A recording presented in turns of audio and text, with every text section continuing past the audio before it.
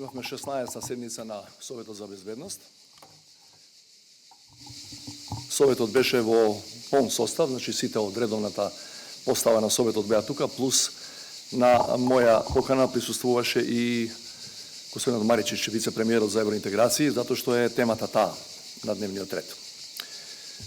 Може би некој ќе праша зошто Совет за безбедност за оваа тема. Знаете дека изминативе неколку години Советот има расправано и за теми кои не влегуваат во групата на традиционални, да ги наречам безбедносни и одбранбени прашања или закани. Например, имаме разговарано пред 2 години за аерозагадувањето, имаме разговарано во неколку наврати за пандемијата, мерки против пандемијата. Логично е, според мене, да разговараме и за најновиот француски предлог за надминување на бугарската блокада, затоа што се работи за стратешко прашање за државата. Ставовите на членовите на Советот за безбедност по функција за документот ги знаете или ќе ги дознаете денеска утре во однос на евентуални заклучоци и јавна комуникација на тие заклучоци од владата. Тројцата членови на Советот кои не се политичари, само од нивен аспект го анализираат текстот и понудија своје експертско видување. Мислам дека е најдобро да се концентрираме на тоа што јас мислам врз основа на целата таа дискусија и на она што го гледам во она што самиот учествував изминативе месеци и месеци. При тоа нема да ве заморувам со тоа кои беа почетните пред 2 години бугарски предлози за кои инаку не добија поддршка ниту еден наш сојузник или партнер во рамки на Европската унија во Брисел. Знаете, од оние неболозни барања јазик, нација, окупација, администрација и така натаму, да денес во суштина се сведат на нивното главно барање, тоа е внесување на бугарската заедница во нашиот устав.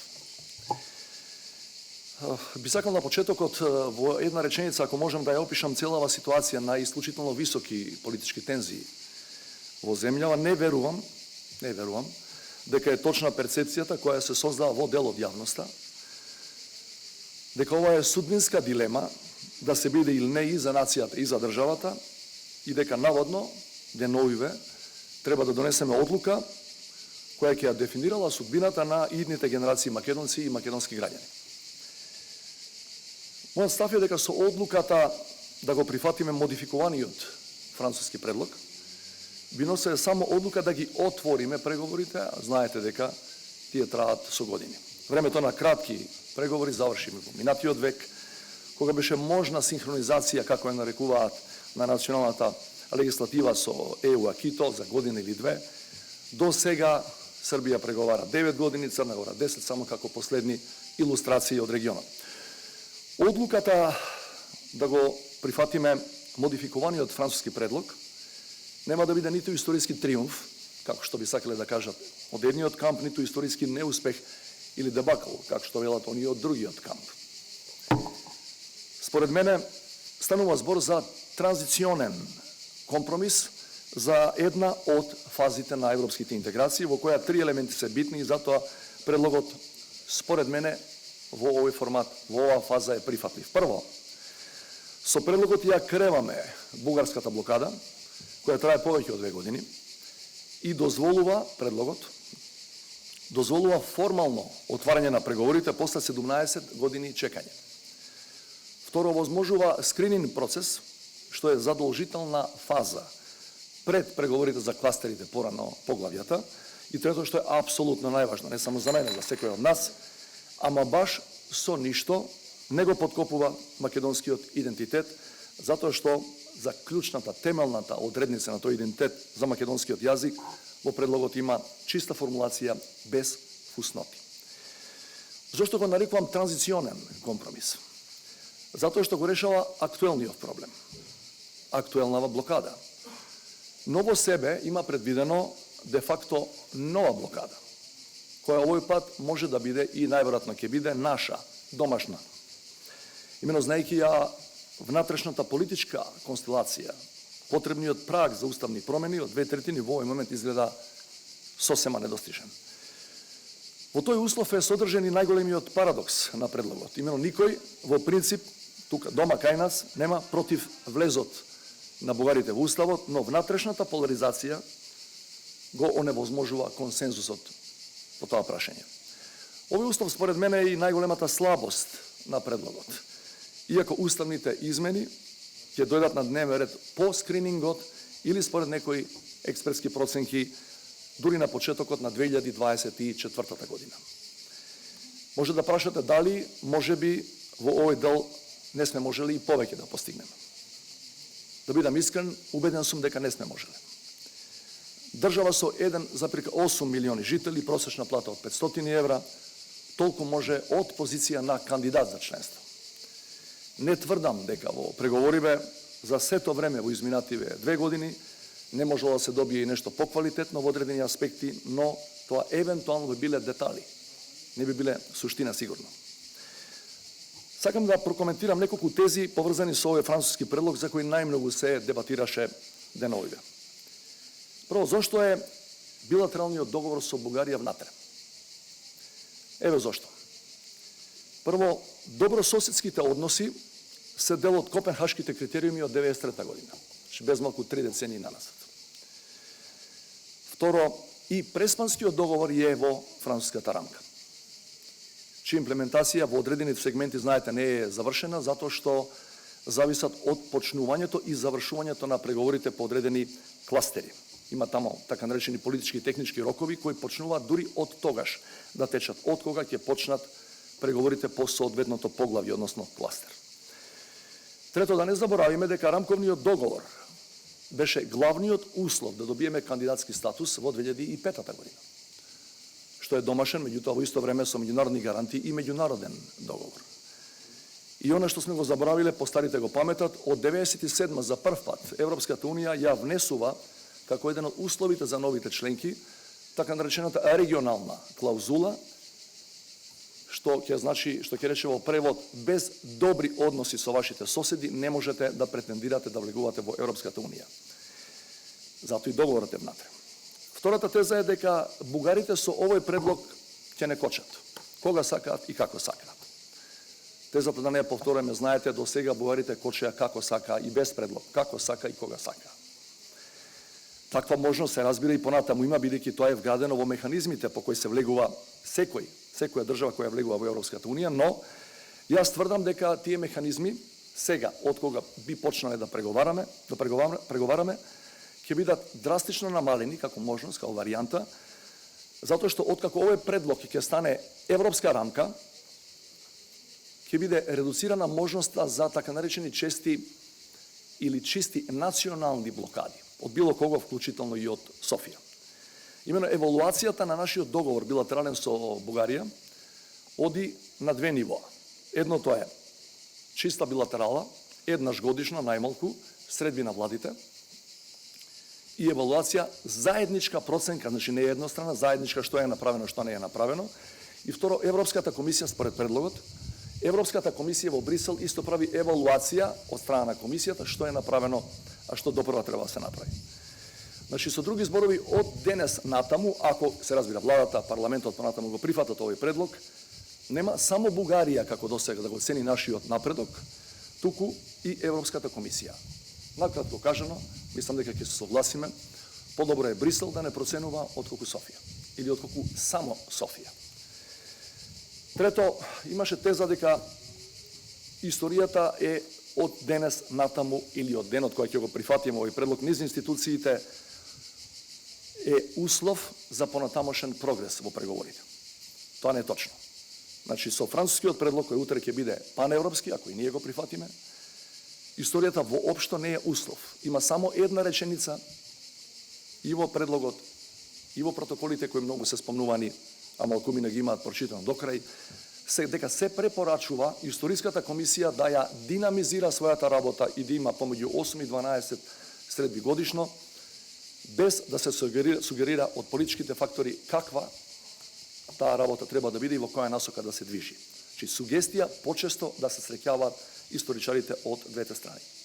Овој дел сакам да кажам дека на денешнава средба со Советот, разговаравме со владините представници, разбира и со премиерот, очекувам, им реков дека очекувам и дека јавно ќе го соопштам тој став, од кога предлогот, францускиот предлог ќе влезе во владата, наредниве денови не ја знам нивната динамика и агенда, очекувам заклучоци на влада кои во случај да го прифатат овој предлог, би морале да имаат една реченица плюс, и тоа би морало да се повтори и во извештајот на владата до парламентот, дека од денот кој ќе ги отвориме преговорите, до денот кој ќе ги завршиме, здравје Боже, преговорите, значи после не е битно колку години, ако има евентуално дополнителни накнадни обиди од бугарска или од било чија страна во рамки на тие преговори со Европа, да повторно да се спомнува или да се заговара влез во дискусиите на прашањата наречени и македонски идентитет, македонски јазик, македонски историја,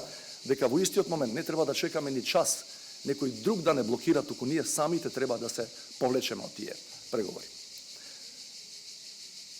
Последната или една од последните тези која сакам да искоментирам накусо е дека постои страв кај еден значаен дел од македонците дека во Европската унија можеме да влеземе само како бугари и на ниеден друг начин. Драги пријатели, мислам дека сите сме свесни како воопшто еден македонец може да стане бугарин. Со ваша, со моја, со наша волја, ако така се чувствуваме, и тоа многумина од нашите граѓани го прават, земајќи бугарски пасоши. Меѓутоа, вториот начин е преку окупација. Да дојде овдека странска сила и да ви рече под сила и под закана, вие мора да се пишете бугари. Македонци сте биле до сега, но од утре ќе бидете бугари.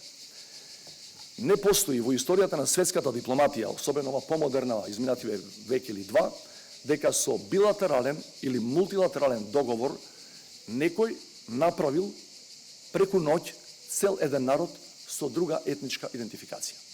Ниту тоа овој предлог го заговара, ниту може да го заговара, ниту некој нормален би преговарал ако воопшто има такви намери било која од страните кои беа инволвирани во правењето на овој француски предлог, не само бугарите.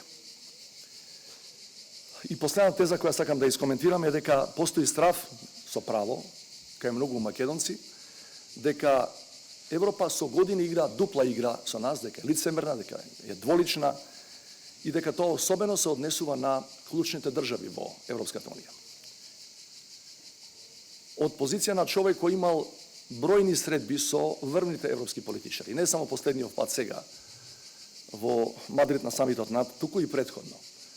Ве уверувам дека во моите разговори и со Шолц, и со Макрон, и со Шарл Мишел, со било кој висок европски представник или представник на најмоćните европски држави, немам добиено впечаток дека тие сакаат да ја разнебитат македонската нација и македонскиот народ. Напротив, и од председателот Макрон, и од канцеларот Шолц беше изразена желба да дојдат, да се обратат во нашиот парламент. Шолц дури има идеја, се разбира на наша покана, во најскоро време да дојде во Скопје, во Северна Македонија и да се обиде да го, тоа е негова желба, негова намера, да се обиде малку да го оживее малку подзамрениот берлински процес, со тоа што би дошол на чело на една голема бизнис делегација од германската бизнис комора. Нивниот интерес, според сите мои проценки и согледувања, е економскиот. Не гледам дека е нивниот интерес да менуваат нечија етничка карта, вклучително и нашата, македонската. И чисто се сомневам дека председателот на Француската република, Макрон или бундес канцеларот Шолц би доаѓале, би изразиле желба да дојдат во Скопје, при тоа да се обидуваат да го разнебитат македонскиот народ, да ја уништат државата, само за да не примат во Европската унија некоја година од сега како бугари. Мислам дека е илузорно, несериозно воопшто да разговараме на таа тема, бидејќи одбивам да верувам дека намерите на овие двајци и на било кој друг европски висок политичар се токму такви. За Бога живееме во 21 век. Со овој предлог, според моја проценка, остануваме на европскиот колосек, кој е долг, прилично долг. Но во овој момент, до овој момент не губиме ама баш ништо. Убеден сум дека сега е време, баш сега е време, да го отвориме, јас би го нарекол тој стратешки диалог меѓу нас, овде, не само за 2/3 за уставот, уште повеќе за нешто друго. Според мене далеку побитно прашање за кое исто така ќе ни треба надпартиски консензус, идентичен како во раните 90-ти. Имено, Поддршката за Европската Унија драматично паѓа, најмногу заради постојаните условувања кон нас и кон другите држави од Западниот Балкан. Најголем генератор, објективно кажано, за оваа ситуација, за овој проблем е Брисел. Проширувањето е од таму закочено за целиот Западно-Балкански регион.